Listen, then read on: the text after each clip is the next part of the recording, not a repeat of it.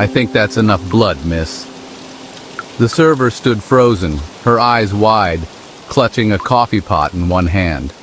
Blood pooled beneath the booth by the window, unnoticed by everyone except the man sitting at the corner table, who smiled as if he had been expecting it all along.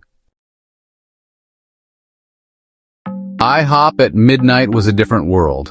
Flashing neon lights outside, fluorescent bulbs buzzing overhead, and a low murmur of conversation punctuated by the clatter of plates. Emily, a recent high school grad saving money for college, had seen the strangest of crowds stumble in. But tonight was unusually quiet, almost too quiet. She'd been working the graveyard shift for months, and tonight felt odd from the moment she arrived. The usual group of drunk college students hadn't shown up, and there wasn't a single family with their restless toddlers. Instead, only a few customers sat scattered across the diner, hunched over their meals in eerie silence. The regulars were here as expected. Bob, the trucker who never stopped talking about his wife, and Agnes, the elderly woman who came for the bottomless coffee and stayed for the conversation. Then there was the man in the corner booth. He was new. Dressed in a rumpled business suit with deep bags under his eyes, he watched everything, his hands idly tracing circles on the edge of the menu. There was something about him, maybe the way his eyes never met anyone's, or the way he seemed to be listening to something no one else could hear, that made her uneasy. She tried to avoid looking in his direction as she worked, but every time she did, his gaze was already on her. "What can I get you tonight?" Emily asked, trying to keep her voice steady as she approached his table. His presence felt heavier now, as if the air around him was thicker. "I'm not here for the food." Emily hesitated. It wasn't the first time someone had come to IHOP just to sit and watch the night unfold, but something about him set her on edge. Still, she smiled professionally and nodded. "Let me know if you need anything." He didn't respond, but as she turned to leave, she caught the faintest whisper. "You'll know." The words sent a chill down her spine, and she found herself glancing over her shoulder more than once as she attended to the other customers. Time ticked by slowly in the quiet hours between midnight and dawn. The clink of silverware was the only sound that broke the silence. The man in the corner hadn't moved since she had spoken to him. He sat there, fingers still idly tracing circles, his eyes flitting between Emily and the window by the far booth. Suddenly, the front door swung open with a violent creak, startling her. A woman stumbled in, disheveled, pale, her clothes splattered with what looked like mud or blood. Emily's breath caught in her throat. The woman didn't seem to notice anyone as she made her way to the back booth, slumping into the seat with a low groan. The other customers shot her brief, curious glances but quickly turned away, as though they'd seen stranger things at this hour. Emily's heart raced as she approached the woman. "Are you okay, ma'am? Do you need help?" The woman looked up slowly, her eyes glassy and distant. "It wasn't my fault." She muttered under her breath, her fingers twitching on the table. Emily moved to get her a glass of water, when a sharp voice interrupted her thoughts. It was Bob, the trucker, standing from his booth. His eyes were fixed on the ground beneath the window. "What the hell?" he muttered, pointing at the floor. Blood. A thick, dark pool had begun to seep out from under the booth where the woman sat. Emily froze in place, the glass of water trembling in her hand. The woman in the booth didn't seem to notice, her vacant stare locked on the table in front of her. Bob took a step back, his face pale, while the few other customers began whispering in hushed, nervous tones. It wasn't possible. Emily blinked, her mind trying to make sense of what she was seeing. The woman wasn't injured, not that she could tell, and no one else was near the booth. She turned to the man in the corner booth. He was watching her, that unnerving smile still plastered on his face. "Shouldn't you do something about that?" he asked, his voice cutting through the tension like a blade. Her legs felt heavy as Emily approached the booth. The woman hadn't moved, but the blood continued to pool. It didn't make sense. She wanted to run, call the police, wake her manager, do anything but stand there. The man in the corner chuckled softly, the sound barely audible but chilling. As Emily reached for her phone, she heard it, a faint whisper. It wasn't coming from the woman or any of the customers. It seemed to echo from the walls, from the floor itself. You're next. The words were soft, almost playful, but they made her blood run cold. She glanced around, but no one else seemed to notice the whispering. The customers were shifting uncomfortably in their seats, exchanging uneasy glances, but none of them seemed to hear what she did, except for him. The man in the corner, his smile widened.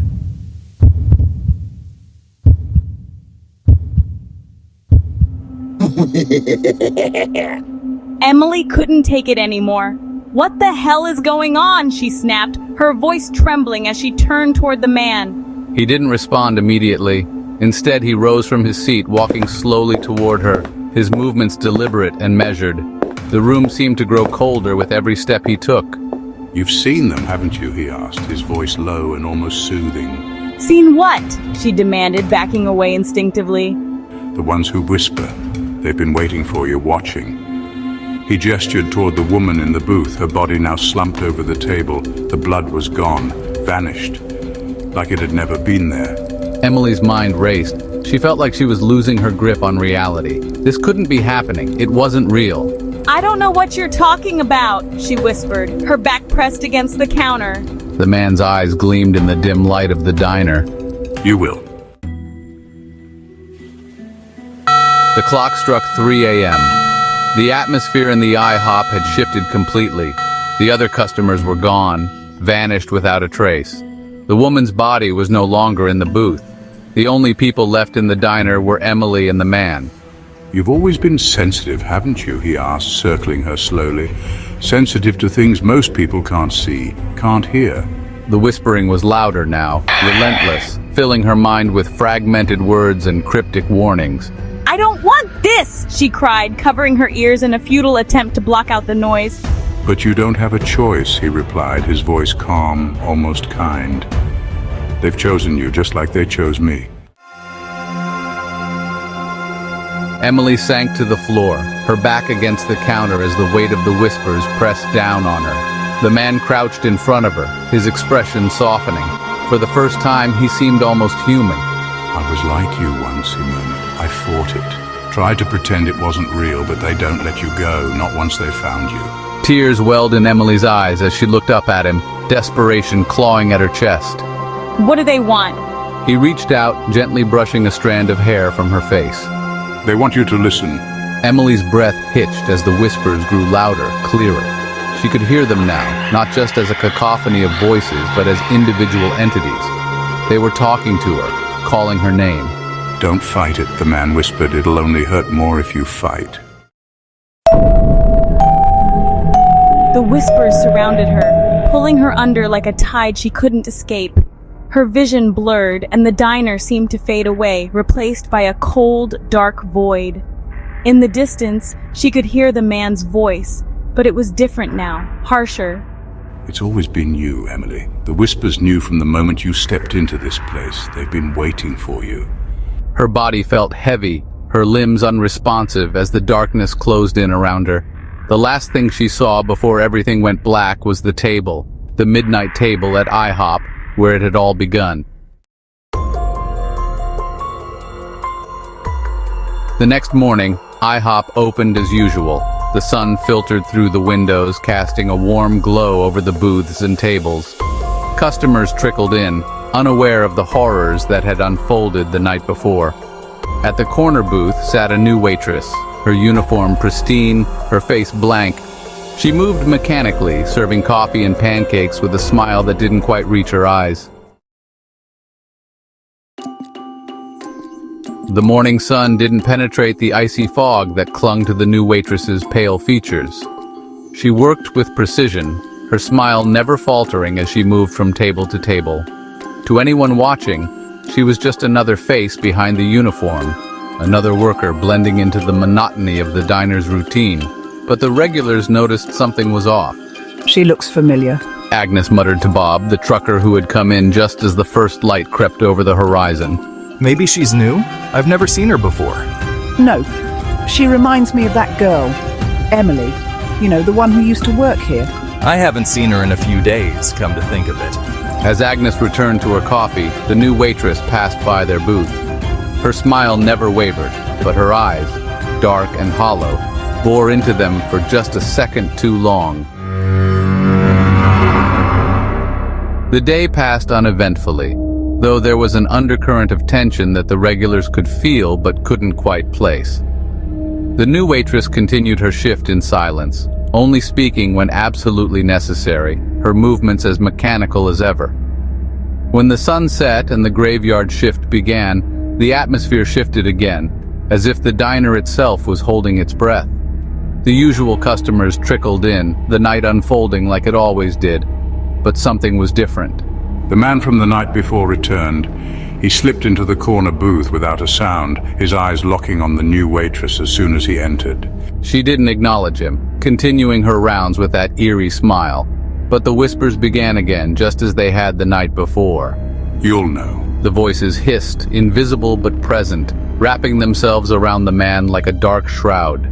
He leaned back in his booth, his eyes gleaming in the dim light, waiting patiently for whatever was about to happen.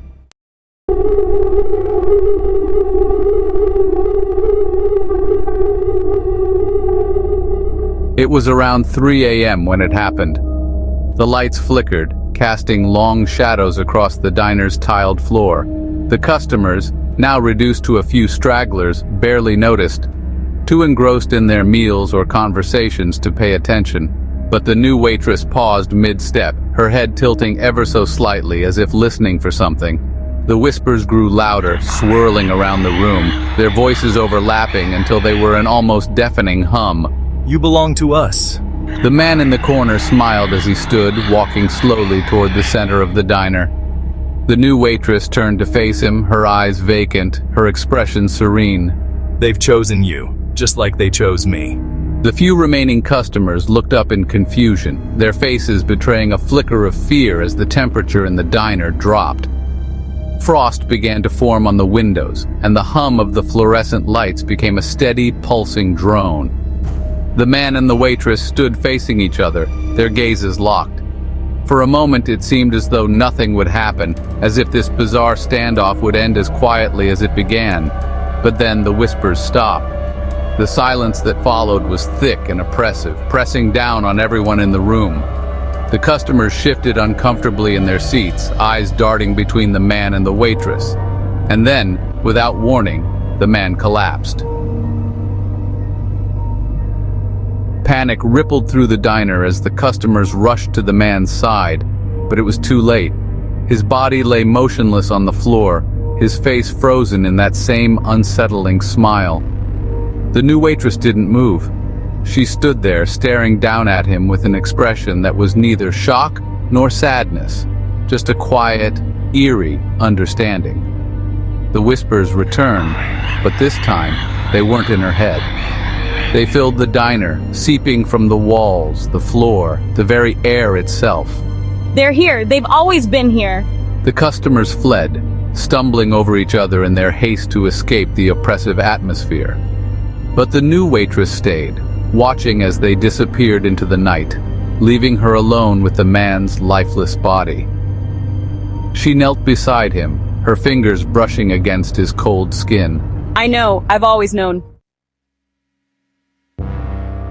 By the time the morning shift arrived, everything was back to normal. The body was gone, the frost had melted, and the whispers had faded into the background, barely a memory. The new waitress stood behind the counter, her smile still as wide and vacant as it had been the night before. She wiped down the counter, her movements slow and deliberate, as if she had all the time in the world. Agnes and Bob walked in, the early morning regulars once again. As they sat down at their usual booth, Agnes frowned at the waitress. There's something off about her. I'm telling you, it's like she's not the same person anymore. You're imagining things. People come and go in this place all the time. But Agnes couldn't shake the feeling. She glanced at the waitress again, and for a split second she swore she saw Emily standing there, staring back at her with hollow, empty eyes. Years passed, but the diner remained. IHOP at midnight became a place of legend, a place where people whispered about things that couldn't be explained, where strange figures came and went, and where, if you were unlucky, you might hear the whispers too. No one knew what had happened to the original staff, or to the man who had collapsed in the middle of the diner all those years ago. But the new waitress remained. She was always there, always smiling, always watching. And if you were brave or foolish enough to visit IHOP at the witching hour, you might catch a glimpse of something out of the corner of your eye. A shadow that wasn't supposed to be there. A figure sitting in the corner booth, watching. The whispers would return, soft at first, but growing louder with each passing second. And if you listened closely enough, you'd hear them say, "You're next." The legend of the midnight table at IHOP lives on, a strange echo of the people who once served and dined there. The diner, always open, always waiting, holds its secrets in the silence between each bite, in the hum of the lights, and in the whispering that never quite fades. Craving a late-night snack? Brave enough to see if the legend's true? Head to IHOP where the pancakes are warm, the coffee's bottomless, and your grip on reality? Well, that's debatable. Remember, the only thing scarier than bad service is eternal service. Please subscribe. Bon appétit!